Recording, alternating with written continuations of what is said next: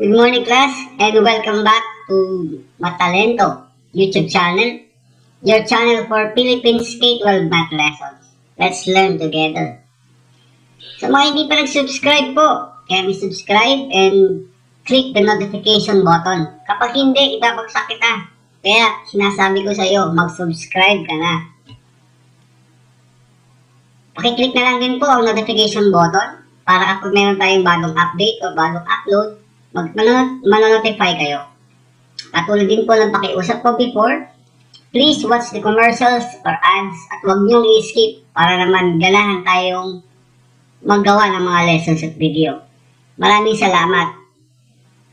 Next topic, here in Mathalento YouTube channel, your mathematics tutorial episode 4 for grade 6 lesson number 3 is fractions arithmetic, fraction comparison. So, kailangan natin yung fraction comparison prior to the arithmetics. So, let's proceed. Arithmetic properties of fractions. 1. Equivalent and reducing fractions. Papaano ito? Comparing fractions. Equivalent and reducing fractions.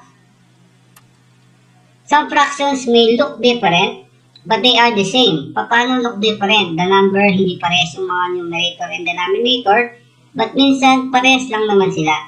So, here are the examples. Kunwari, yung 1/2 is equal to 2/4 or 2/4, 2/4, and also equal to 4/8 or 4/8. Paano yung nangyari? Example, this pizza is divided into 2, and then we are considering 1/4. So, kalahati ng pizza ang ating kino-consider. And then for the number 2, it is divided into 4 parts. Pero, dalawa lang yung kini-consider natin. So, dalawa sa 4 is parehas lang. It's also 1/2. Same with the third fraction.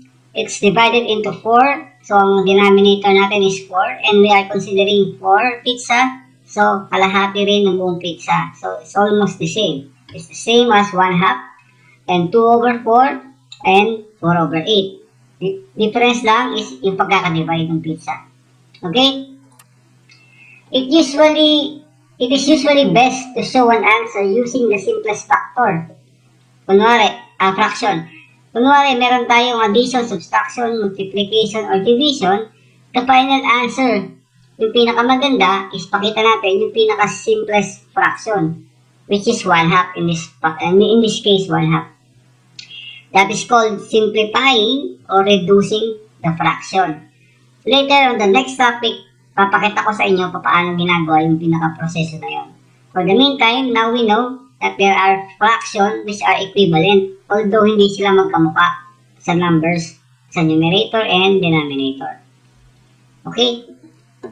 Now, we need to compare fractions minsan. Kasi tatanungin minsan ng mga teacher, which of this fraction is greater than or less than, or are they equal?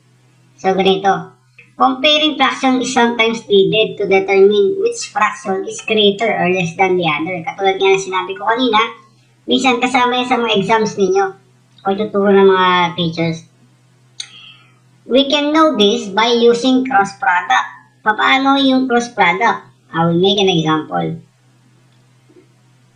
Which is bigger? Example, 5/12 ba o 6/13? Sobrang lapit. So, mahirap isipin kung alin yung mas malaki. So, we can do it by step 1. Multiply a diagonal and write the product above its numerator. Paano yun? So, from this denominator na 12, pinumultiply ko siya sa 6. So, that will be 12 times 6. Ang total niya is 72. And then, step 2, multiply the other diagonal and write the product above its numerator. So, katulad kanina, ang ginawa naman dito is 13 times 5. 5 times 13 is equals to 65. Now, meron na tayong product which is 65 and 72. On the step 4, compare the product. The side with the larger product is the larger fraction. So, dahil kanina nga, Pag krinos natin to, multiply, it will be 72. Ito naman, pag krinos, it will be 65. So the higher value is this one, 72. So mas malaki yung 6/13 kumpara sa 5/12. So the answer is 5/12 is less than 6/13. Okay? Understood? O, maikli lang ito. After nito kasi, ang ating lesson will be on the addition na. Okay? So now, we can also determine if fractions are equal using the cross products. Kasi minsan equal sila eh. Like for this example, 3/7 and 12/28. Pag nag-cross tayo, 3 times 28 is 84 and 7 times 12 is also 84. So meaning, yung dalawang fraction na ito are equal. In this example, the cross product are both 84, therefore they are equal. Okay, now, sa exam ulit tayo. Same as before, you will write on a piece of paper and then the timing will be the adds that will be inserted sa video na ito. Okay, please fill in the blanks if greater than, less than, or equal yung sagot. Okay? Babalik ako sa inyo para sa mga sagot later.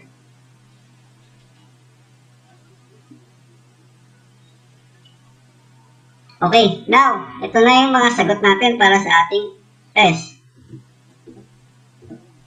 So, sa una, 1/2 and 9/18. Pag nag-cross multiply tayo, 1 times 8, so 2 times 9 muna, 18.